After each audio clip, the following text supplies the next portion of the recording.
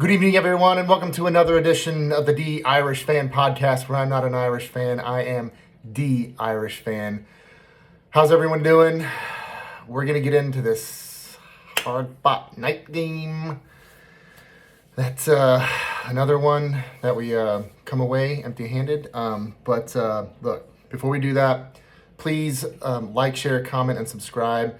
I know it's annoying, but every time someone clicks that like button, it helps get the algorithm out. It helps YouTube be like, hey, people like this show. Let's give it to other people, and it gets the show out there. So if you could, please do that. That would be very, very helpful. And then comment. Let's talk. Let's talk college football. Let's get the conversation rolling. My email is robertstanley82@outlook.com. If you want to send me an email, we can talk anything Notre Dame football. Been a Notre Dame football fan my whole life, and this podcast is dedicated for fans. I am not an insider. I'm not someone who played for the school, who went to the school. I'm just a huge Notre Dame football fan. And hey, we love talking college football. We love talking football with Notre Dame football fans. So let's talk about this game. Let's get into it a little bit. A couple things. I'm not going to keep you guys. This is just a visceral reaction. My overall initial reactions to the game. First, we have a running back, number 4, and his name is Jeremiah Love. Okay, we need to use him more. More, please. More touches for Jeremiah Love. I think he had 10 for the game. Not enough. Not enough. We need more, especially in the first half. I mean, I think he had 4 touches in the first half. Why? Just why? There was no reason. Our first 3 plays of the game were pass, and we made a couple of first downs and we moved the ball down the field. But it's okay to use Jeremiah Love as a decoy early on in the game, but then eventually you got to start giving the guy the rock. He's our best player. So that was really weird, and I think Greg McElroy mentioned at some point in time. You got to wonder if there's some kind of health issue. No, there's not. There's not a health issue. Jeremiah Love is perfectly healthy, and he made one play. It was called back on a stupid, really poorly called hold, where Eli Raridon just buries a guy and pancakes him, and they call a holding. Jeremiah Love just was one of his patent jumping over somebody and runs for a first down. I mean, it was just one of those ridiculous plays. They didn't even show it on the replay because it was called back for a hold. But, oh, my gosh, the dude he's fine. He's totally fine. And we need to give him the ball more. And that leads me into another thing. The play calling was just atrocious. It was again, Marcus Freeman made the call to put C.J. Carr as the starter, okay? And then you organize a game plan around him that basically makes him Riley Leonard. Like, you made him the quarterback to be able to push the ball down the field, and for the first 2.5 quarters, all we're doing is running screens. And it just didn't make any sense. It got to the point where it was so egregious that C.J. Carr's one interception was batted up several times. It hits a foot and luckily goes right into the hand of a defensive end from Miami. But that's going to happen if the ball hangs in the air for too long. Any team's going to come away with an interception. The play was just blown up because they were just sitting on these screens. They were not worried about Notre Dame wide receivers running down the field. We cannot do that again. We cannot have an offense where our wide receivers are completely non-existent because the other team has no fear of them running down the field. We got Malachi Fields, okay? We went out. We got Will Pauling, which he didn't get not a single grab this game, not one. I don't understand. I didn't understand the game. I didn't understand it. Which leads me to another point. Okay, so Miami wins this game. Okay, it was 27-24. They won. All right. This is not taken away from any due credit. They played well. Carson Beck.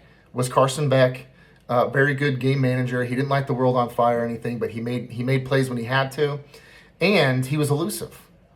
His 2 touchdown passes were off of his back foot, and made against, basically just breadbasket drop in the bucket passes.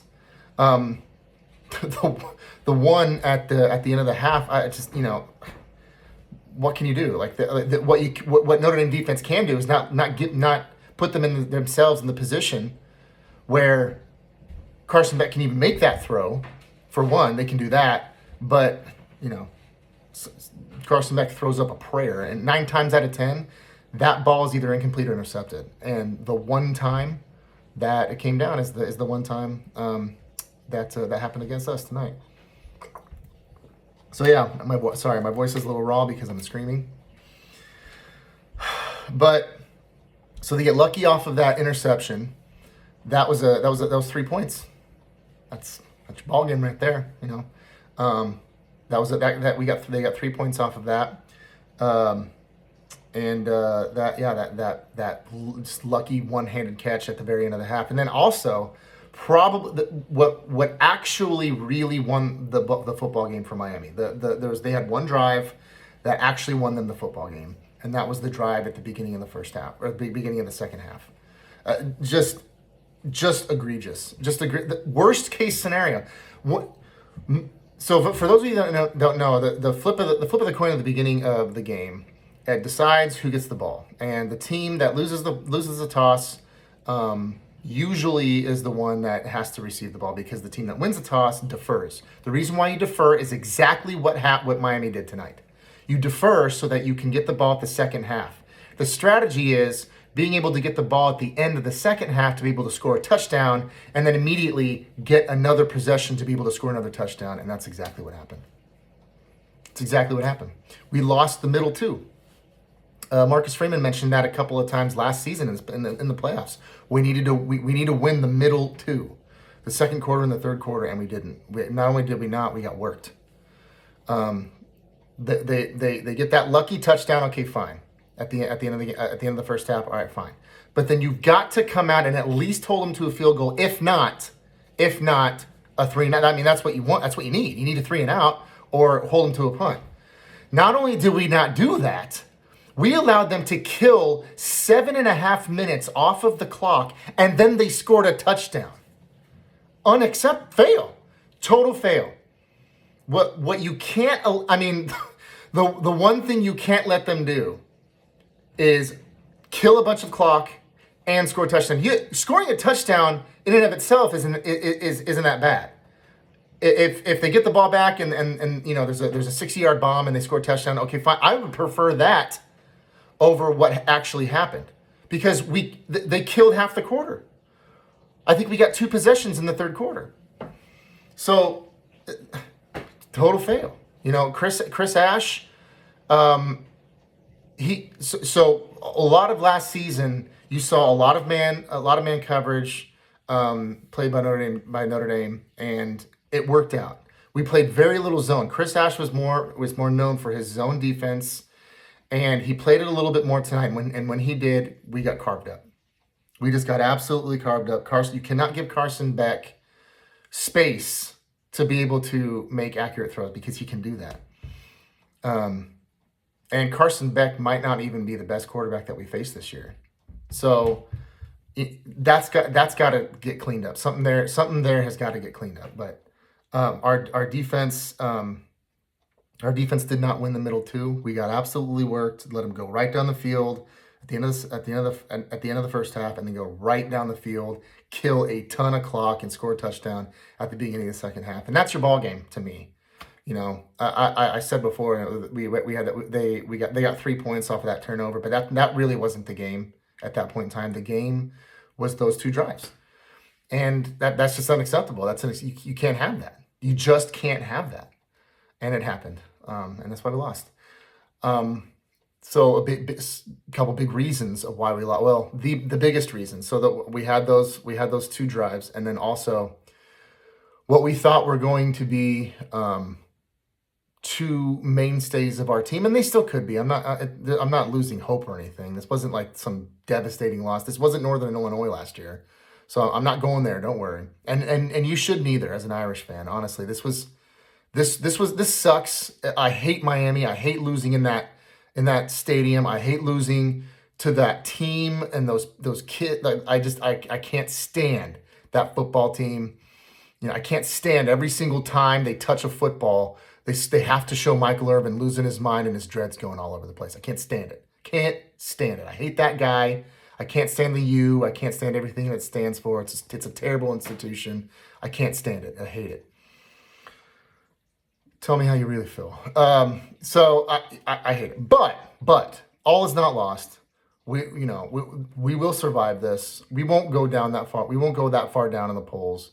There were 3 other top 10 teams that lost, and quite frankly, we didn't look nearly as bad as some of those teams. So I doubt you'll see too much of a drop in the rankings. And even if we did, there's so much season left to be able to make a playoff and host a playoff game and all the things that we need to do.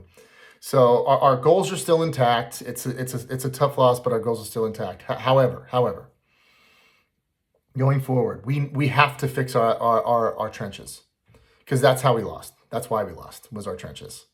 Our offensive line and our defensive line did not hold up. I'm pretty sure I said it in my very first podcast of this season, that Anthony Knapp is not a left tackle. I'm going to say it again. Anthony Knapp is not a left tackle. I don't want to say we lost the game or we lost the trench battle because of him, but I'll tell you what, we could have used a couple of really good blocks on that last drive there, and both our tackle. I mean, Neil Wagner got worked twice on that last drive. He had a decent game and had a really bad drive. So I'm not going to put everything on him, and you don't want to be put in the position that CJ Carr was in. We had to, you have to drive the ball 75 yards to be able to get into field goal range, and they can just tee off. However, you can't give up this. You can't give up back-to-back sacks on 3-man rushes. I can't believe that. I just can't. And they didn't do anything special. There was no stunts. There's nothing like that. They just ran right around Emil Wagner and Anthony Knapp, and they got sacked twice. And that's really bad. That's really, really bad. I don't know if Gerby Lambert got hurt. I don't know if you saw, but Gerby Lambert went out and Sullivan Absher came in. Maybe Gerby Lambert just wasn't getting it done. Maybe they thought, okay, we can put Lambert in here. He's performing really well.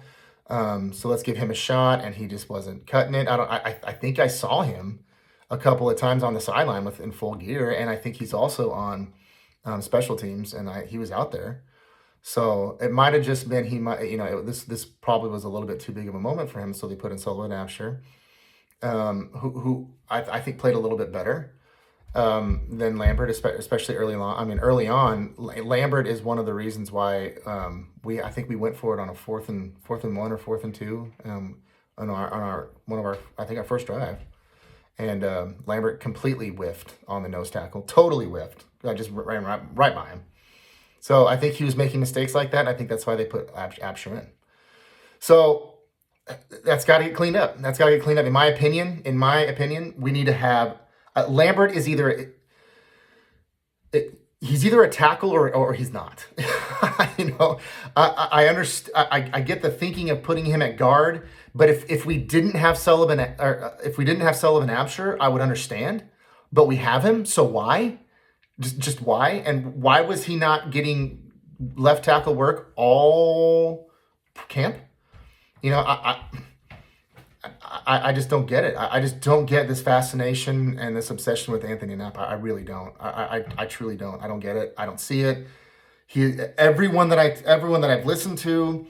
All the pundits, all the experts, Anthony Knapp is a guard. He's a guard or a center. He's an interior player. 6'4", 300 pounds. Gerby Lambert is 6'7", 330 pounds.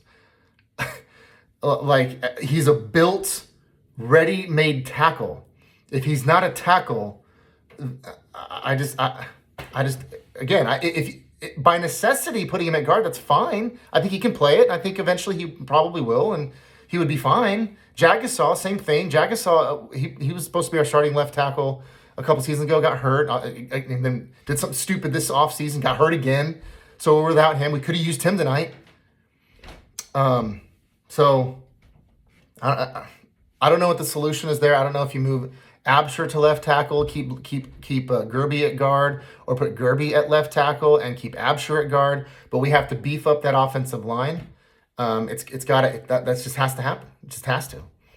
Because we went up against a really good defensive line, and every single team that we play in whatever playoff that we play this, if we get there, hopefully, but if we do, we're gonna be playing teams just like Miami. We might even play Miami again. We'll see, but we gotta fix that. It's got to be fixed. I'm sitting here, I don't want to make it sound like I'm abandoning some players. Anthony Knapp, by all accounts, is a good run blocker, but as you can see, one of the reasons why Riley Leonard was such a run first quarterback because he was a first read and run kind of a guy, and that's how we called plays offensively last year. Drop back, first read is there, nope, take off, or design quarterback run, and that's what we were doing tonight, because we can't run any long drawn out plays because our offensive line the tackles can't handle it. So that's got to get fixed. We got absolutely worked, totally outplayed. There were times of hope, and again, not all is not lost. We have a good offensive line. I think they'll get there, but it's got to get fixed. And then across the other side of the ball, Marcus Freeman, he put a lot of money where his mouth is before this game, and he said he had a lot of confidence in the defensive tackles and a lot of confidence in the defensive line. We had one sack tonight. It was a big one, and it was by Boubacar Traore. He played a great game, but for the most part, our defensive line was kind of non-existent. Got pushed around a whole lot. Our linebackers were more of the reason why we had any run stops that we had, which were few and far between, to be honest. Our defensive line is something is lacking big time. Kurt Hinish is too small. It's too small. I don't. So I totally understand the desire to have a heavy rotation, especially on defense and especially on the defensive line. But they scored 2 touchdowns on essentially on our backups, and it's just we got pushed around. We got absolutely pushed around on the defensive line, especially that second half drive that they had. I mean, Miami did whatever they wanted. They made it a point, like you could tell by the way they came out. Okay, what we're gonna do is we're gonna take our time going down the field. And we're gonna score a touchdown. That's exactly what they did. Totally outcoached and totally outplayed, and a big part of that is because of the defensive line. So we have to be able to get to the quarterback on it, like Marcus Freeman said at the end of the first half. We have to be able to get to the quarterback on a 4-man front. If you can't get to the quarterback on a 4-man front, then running a zone, you might just forget it. Any quarterback worth his weight in salt is going to carve you apart if you can't get to the quarterback in a 4-man front zone defense. It won't work. Not to mention, we don't need to do that. We have we have the best cornerback in the country in Leonard Moore. I don't know if you guys saw, he had one completed pass against him tonight. One. So, and Carson Beck's first touchdown was on Carson Hobbs. We had our second string secondary out there. I had no idea why. And that's when they scored the touchdown. Well, I take that back. Mark Zachary was in there. The touchdown wasn't on Mark Zachary, but he was in there because Christian Gray got a little injured on the play before, so he had to come out for a play. So they put Mark Zachary in and Carson Hobbs. I can't, number 28, his name escapes me, but we essentially had our second string secondary out there, and that's when they scored their first touchdown. So our depth is hurting right now. Our depth is hurting. Our second string, our backups need some practice. They need some practice. Our defensive line needs some practice because Kurt Hinish got pushed around. He's our starter. He was a starter. Jason Onye and Kurt Hines were our starters tonight, and Kurt Hines got absolutely pushed around. So, in my opinion, he's a little bit too small. But anyway, we got guys playing out of position. That was one of my laments on my first podcast. Again, is I don't understand. Why do we recruit linebackers to become defensive ends? Why do we recruit offensive tackles to become offensive guards? Why don't we just go get the best guard in the country? Why don't we just go get the best tackle in the country? Why don't we just go get a defensive end? Why don't we recruit a linebacker and keep him a linebacker? So I think you're seeing problems with that philosophy. And there's a lot of Notre Dame pundits who praise that philosophy. I'm not one of them. I am not. I don't like that. I've never have. And it bit us in the butt tonight. We lost because of that, in my opinion. Special teams was fine. There's really nothing to complain about when there's, we made the one field goal that we needed to make. Two field goals that we needed to make. So, yeah, and every kick was completely blasted out of the end zone. So James Rendell had a couple of, 45-yard, sometimes I don't understand that guy. I know you can't hit every single one 60 yards, but he's not as consistent as I'd like him to be. One of the touchdown run, or one of the touchdowns they had is because they had a couple of short fields, and I know that they had a field goal and a touchdown off the short field. So that was a little. If I had to be picky, that would be the only thing I'd be picky about, was James Rendell. Other than that, special teams was fine. As long as they're not doing anything stupid, they're fine. So didn't make any plays, but that's okay. That's what our offense is for. So those are some negatives. Let's talk a couple positives. CJ Carr, he's good. He's going to be good. I mean, that's your first start. Ask Manny. Ask Arch Manning how he feels about his first start. Ask Texas how they feel about that. I'm feeling a lot better about CJ Carr than I am about Arch Manning right now. CJ Carr had a couple rough throws. He had a couple rough drives, but he put us back into the game. We were down by 2 touchdowns, and we came back and we tied the game. So in my opinion, he did his job.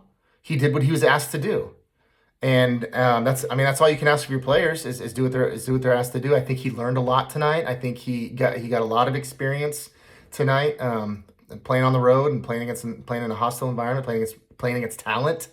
That's a very talented Miami football team. So the rest of the year, we're not going to face many teams as talented, and certainly not more than Miami. So that's good for him. That's a plus. He played well tonight. I'm pleased with his play, for what he is. Now, if this is his third year and he's a senior and he's coming off of a 3,500-yard, 35 touchdown season, and that was the performance, then I'd be upset. But he's not. This is his first start. He's a redshirt freshman, so he's fine. I'm not worried about him at all. Malachi Fields had a couple big plays. That was nice, but he had a turnover. It didn't bite us in the butt. They didn't score, but it certainly took away some momentum and a definitely scoring opportunity that we could have had that we needed in the first half. So that's not good. Got to take care of the ball. I understand it's wet, it's slick. Still got to do it. Sorry, got to take care of the ball. But he had a couple really good plays. He's a stud. He's an absolute stud. I think our wide receiving core is going to be fine. I mentioned that Will Pauling didn't have a single reception. I think but that's okay. I think there's a lot of weapons there. That's one of the reasons why I was so exasperated why we weren't getting the ball more to Jeremiah Love. We had a couple plays where we tried getting in the ball and it didn't happen. We threw one real route, the whole game, and it didn't connect. So we just kind of, we stopped. No more wheel routes. I don't understand that. But he's a stud, and we got to give him the ball more. With what little he was able to do, he looked fine. He looked good. So he's always a positive. He's always a plus. We have the athletes. We do. We have the horses. We have it. We have them. I understand the desire to throw a little bit more screens, especially on a night like tonight. It's a little bit wet. You don't want to push the ball downfield. Brand new starter. All those things, I get it, but eventually you had to break away from that, and we broke away from it a little bit too late. Part of that is on the defense because we only got 2 possessions in the third quarter because of that really long drive. So it's not necessarily completely on the offense, but that's got to get better. That's got to get better. So that's really all I can say, honestly, right now about this loss. It sucks. I hate losing to that team, but all is not lost. The season is not over, and our goals are still intact.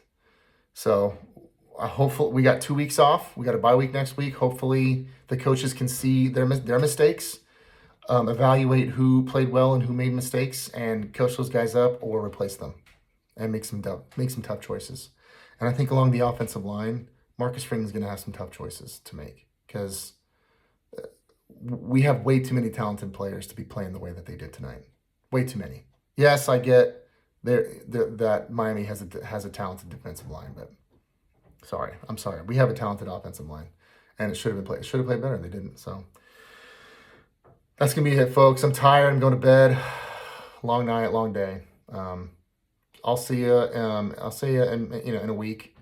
We'll talk Texas A&M, maybe a little bit more college football. I'm not sure, but certainly before the Texas A&M game, give my prediction. What I feel, how I feel about the Aggies, how I feel about what I've heard, what I've seen. I'm gonna probably rewatch the game, watch a little bit more, see what I can see if there's anything different, and then listen to some of the people I trust. See if there's anything more that I see or they see or anything. So, love you guys. Thank you for your time. Go Irish as always, and we'll see you next time.